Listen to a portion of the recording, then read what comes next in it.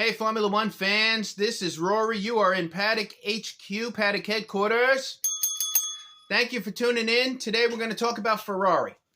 Now, Ferrari is one of the legacy teams, right? They've been around forever. They have rich history, a lot of long-time loyal fans and supporters.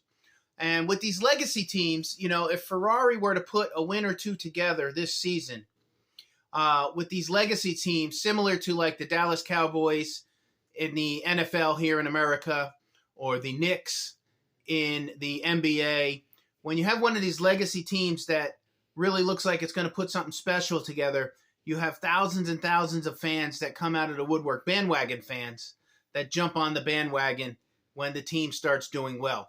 That's what would happen if Ferrari really kind of tightened up, were to put a win or two together this season and looked like they were back on the right track. Now, a lot of people are hopeful. When I was down in Miami, I saw a lot of fans with Ferrari gear on. A lot of fans with Ferrari gear. There was a lot of Red Bull fans, a lot of Ferrari fans, and to really a lesser extent, from my own personal experience, to a lesser extent, the Mercedes fans. Those were really the three big dominant, all the gear that I saw people wearing. So, briefly, with Ferrari, regarding the drivers, have the drivers made some errors throughout the first 5 races of the season? Yes. But it seems to me that these are errors they're making because they're pushing. They don't have a quality car, and they're overcompensating or pushing very hard to try and make something special happen. And what happens is they end up making mistakes, in addition to some of the troubles that Ferrari is having with the cars themselves. So that's kind of where they're at. I really like Charles Leclerc and Carlos Sainz. I think they're incredible drivers.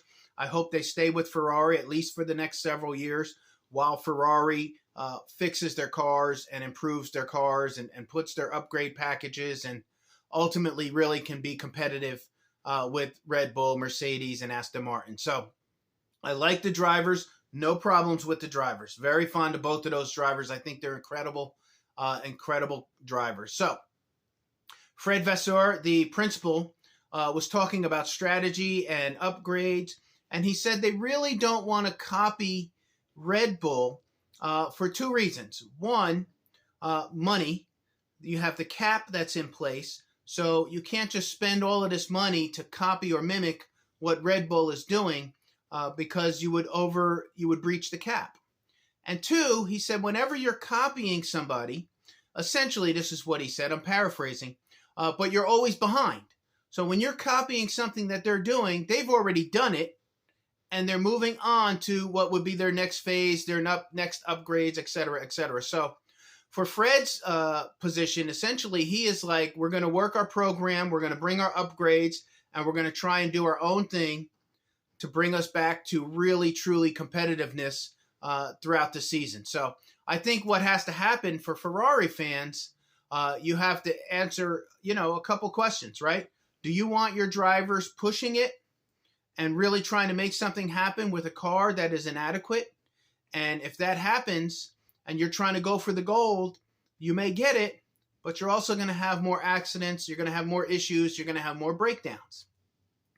The other side of the coin is if Ferrari fans were more patient, gave them another 3 or 4 races, bring the upgrades, and see what happens at that point, but you'd have to be content with having those Ferraris come in 5th, 6th, 7th position. And that's tough to take because Ferrari demands that they be up front. So that's really the question that Ferrari fans have to ask themselves. My position, I like when the drivers push it and go for it.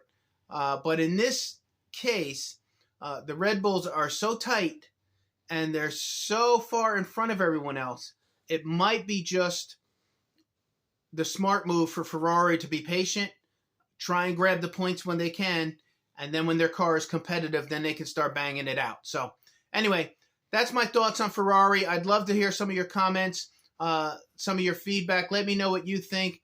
I don't know anybody that doesn't like Ferrari, quite frankly. And when that team starts winning, it will really be electric and really bring a lot to the sport. So that's where we're at for today. Talking all things Formula One. I drop a video every single day. Thanks for watching.